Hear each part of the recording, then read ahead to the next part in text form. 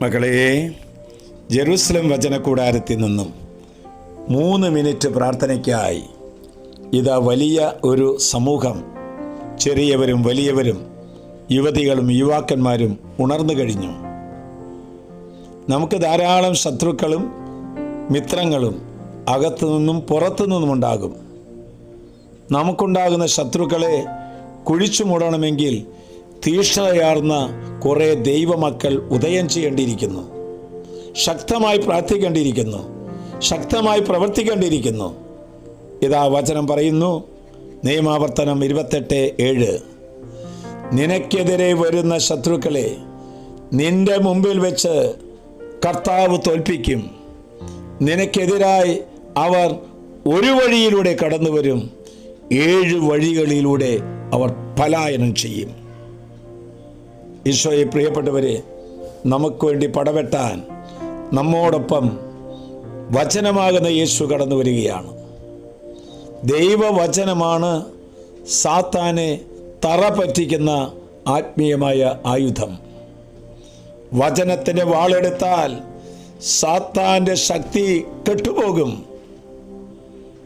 അവൻ വിതച്ച അസന്തുഷ്ടിയും അസമാധാനവും ആത്മീയമായ മരവിപ്പും വചനമാവുന്ന വാളെടുത്താൽ അതിനെ വീണ്ടും തിരിച്ചു കൊണ്ടുവരാൻ സാധിക്കും. അതുകൊണ്ട് വചനം കേൾക്കുന്ന നീ അനേകരിലേക്ക് ഷെയർ ചെയ്യുമ്പോൾ നഷ്ടപ്പെട്ടു പോയ സമാധാനവും വിശുദ്ധിയും നന്മയും വീണ്ടും നമ്മിലേക്ക് കടന്നു വരും. പിശാച് വിതച്ച വിഷവിത്തുകളാണ് നിയന്ത്രിക്കാനാവാത്ത കോപം, മാനസികമായ അസ്വസ്ഥതകൾ, നീരസം, വെറുപ്പ്, അതുപോലെ തന്നെ അമിതമായ ജഡികാസക്തി, വിവാഹ തകർച്ച, ദുർമരണങ്ങൾ, കൊലപാതകങ്ങൾ, വിട്ടുമാറാത്ത മദ്യാസക്തി, അതുപോലെ തന്നെയാണ് തീവ്രമായ ഭയം, സമാധാനം കെടുത്തുന്ന കൂട്ടുകാർ, പൈശാചിക പീഡകൾ, മന്ത്രവാദം, ക്ഷുദ്രക്രിയകൾ, ആത്മഹത്യാ പ്രവണത, പാരമ്പര്യ രോഗങ്ങൾ, വിട്ടുമാറാത്ത ദാരിദ്ര്യം, ഇവയെല്ലാം തകർക്കണമെങ്കിൽ വചനത്തിൻ്റെ വാളെടുത്താൽ മാത്രമേ സാധിക്കുകയുള്ളൂ.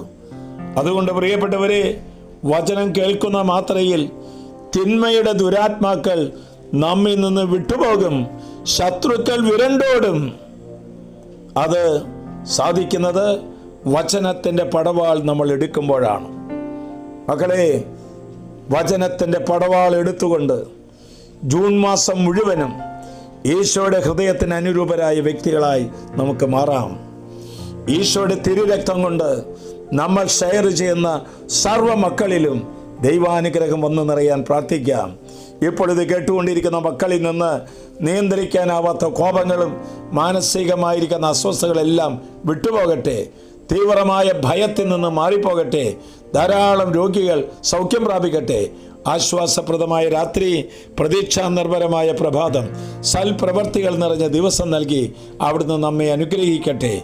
ഇതാ കർത്താവ് ഈശോയുടെ ഹൃദയം നിന്റെ ഹൃദയത്തോട് ചേർത്ത് വെച്ചുകൊണ്ട് അനുഗ്രഹിക്കുന്നു.